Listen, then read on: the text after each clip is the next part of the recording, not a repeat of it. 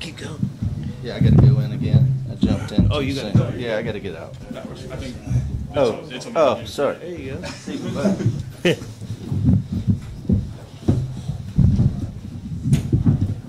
right, everybody. Thanks for coming. Very exciting day for the Royals. As you know, we're introducing Jac Caglianone as our just signed about an hour ago, maybe something like that. So, if you guys know who we're talking about here, Florida's all-time and single-season home run leader, John Florida's college baseball's best two-way player. Had 9 straight games with a home run this season, including one 516 feet. Introducing, along with Jack, we got scout Nick Presso, director of scouting Brian Bridges, of course JJ here, special guest Derek Veronica, I want to get that right, his associates with Frontline Athlete Management, Jack's parents, Jeff and Joanne's sister Samantha, and girlfriend Ellie McKissick. I think Nick? Yes. Jersey. All right.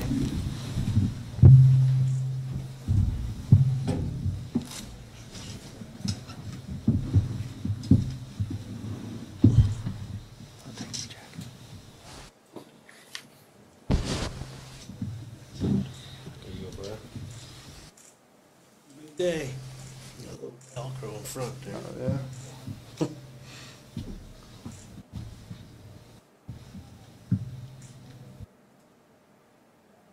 Fits. Look at that.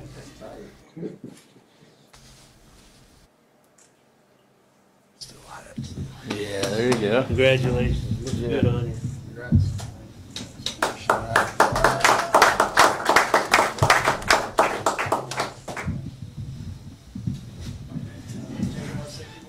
Yeah, I'll be brief, but I just wanted to really just welcome Jack and the Caglianone family to Kansas City. We're really excited to have Jack, his talent, the impact he has, the athleticism, the competitiveness that we've all seen from Jack. So we're really excited to have you here. Also want to congratulate Brian on his first draft with the Royals. Very successful for us, and his entire staff, and in particular Nick Presto, who's the scout that is responsible for signing Jack. Did a great job not only evaluating his talent, but also getting to know the family. So we're just really happy to have you here, and time to move on. Next step. All right. You guys know the drill. Just we'll get to it as many as we can. Just raise your hands. I'll start you first. First and foremost, Jack, welcome officially to Kansas City. What was the moment like when you put pen to paper and you signed your contract to be an official baseball player? Yeah, I mean, it's a dream, that I've had since I was little. So doing that officially and being, in such a great place, there's really no better feeling. One more for Nick. What was the scouting process like, just looking at Jack and evaluating him throughout? Yeah, I got a long history with Jack. I told him the other day I probably saw his first high school game when he was a sophomore, and real tight with his coaches over the years, Dennis Braun, and then on to Kevin O'Sullivan at the University of Florida. It's been a good process. In high school, he was kind of more pitcher, probably oriented from the scouting side, and then he grew as a hitter, and he kept growing and growing and better, and it was an easy process. Jack, you mentioned this being a dream. When did that start for you, wanting to play baseball for your career? Yeah, I mean, it was the only thing we had on in the house growing up. Being from Tampa, I always had the Rays games on, and watching guys like David Price pitch were kind of what really sparked my passion, and, having my dad there with me every step of the way. And I think ever since I could really grasp the concept of playing Major League Baseball was when I knew that was exactly what I wanted to do. just being out there just feels right and feels like that's where I belong. Was there a moment where playing professionally became real to you? Like, hey, I can go and achieve this? Yeah, I mean, high school probably.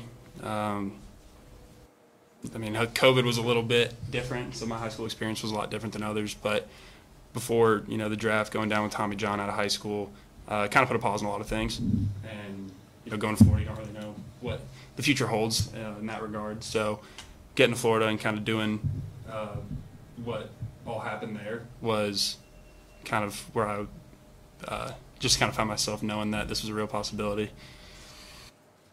That's it. Yeah, Jack, can you kind of take us through just the process of becoming, I mean, I know you were both a hitter and pitcher at Florida, but becoming more of a hitting prospect and just sort of mentally accepting that was going to be probably your best route to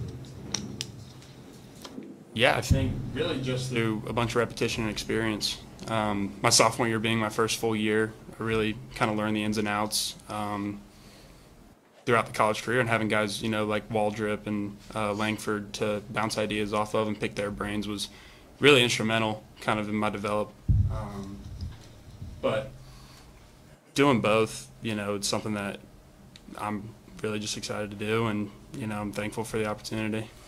What was your kind of draft day like? And, particularly when you get the call from the Royals, kind of take us through just the emotions of the moment.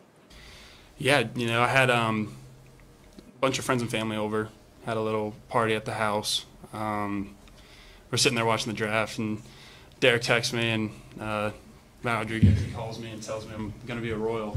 And that's kind of when you feel like the earth stops spinning for a little bit, It's like all the hard work to get to this point, it just kind of felt like it all clicked, and, there's no better place for me than this organization. One for JJ, too. I know you guys go through all this extensive scouting process, but I'm sure you learn a little bit more after you actually get a guy here. What has just been the past week or so been like as you've gotten to learn Jack a little bit better? Once you have the player that you've selected, now it's a lot more clear. We think the world of Jack's talents, abilities, and what he can do for our big league club. So from our perspective, we start thinking about future rosters and lineups and what's it going to look like and how's this going to work. You don't want to put the cart before the horse because there's a lot of work that needs to be done.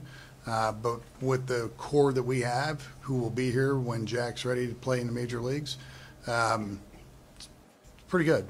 So we're happy to add him to the mix, and excited to just get him going. I mean, more than anything, this was a week, but it probably felt like a month just trying to get going. We got a lot of guys in Arizona. I know he's anxious to get to Arizona and get working, so we just take that next step. Jack and JJ both, I know on draft night on the Zoom, you asked about two-way and what the future might be for pitching in professional baseball. I mean, what is your anticipation now, and whether you'll be working with pitching at all or just hitting? And JJ, maybe just about the plans what that's going to be for the future here. Yeah, I head to Arizona tomorrow to be with all the fellow members of the draft class and stuff, so I'm super excited to be with them and to get to work and get to know those guys more. There's been nothing but great communication with all parties involved in this whole process. For the remainder of this year, just going to hit and then, work through it come the fall and kind of figure out what route we're going to take. Yeah, just echo that thought. The priority right now is to let him go out and hit. He had a full season pitching this year, so I think that's the cognizant thing to do is to get him out hitting and taking the at-bats. And then once we get to the fall, we'll get into our fall programming, then reevaluate things and just see where he's at and if it's something we need to move forward with. Jack, did any of the current guys reach out to you after draft night? Have you had any interactions with them?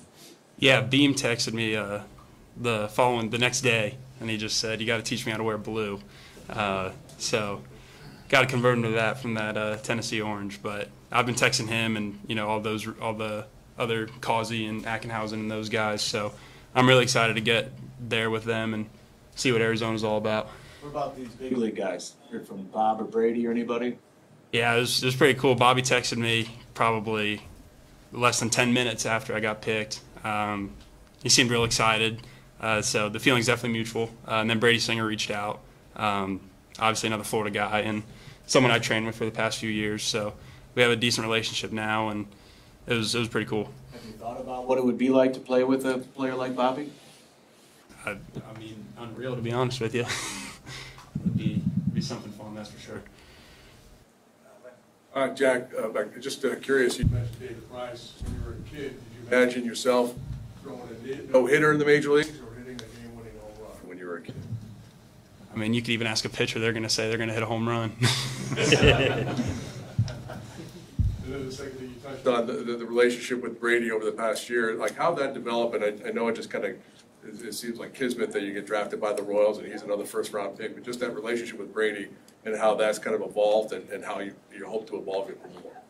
Yeah, Brady's seen me since I was in high school in the gym. You know, it's always daunting when you see professional athletes and you're not even in college yet. So a little timid at first, but the more we kept playing and the more, you know, we kind of bonded over both being from Florida. It only helped it in this past offseason working with him and picking his mind because he's just such a competitor. So I got plenty to learn from him, and I know there's a lot more to do. Jack, welcome, congratulations. When you say that no better place, no better franchise for you to be with, what are you thinking about when you say that about your fit with the Royals and why this is such a suitable place for you? Just great people, you know, people who really care about your development and people who are going to prioritize, you know, your well-being and all that type of stuff. And to be honest with you, the history of this franchise, you know, the 2015 year was probably one of the most fun seasons of baseball that I've ever watched. So to be able to wear that jersey, like all those guys who put in a bunch of hard work, really means a lot to me, and it's something that I'm going to take a lot of pride in. And I'm sure part of that feeling, too, is related to how the team's doing this year. Bobby's involved in everything that's happening here. Is that true? I mean, is it the excitement of what you think these next few years can deliver that's part of your good feeling about it? Yes, sir, of course.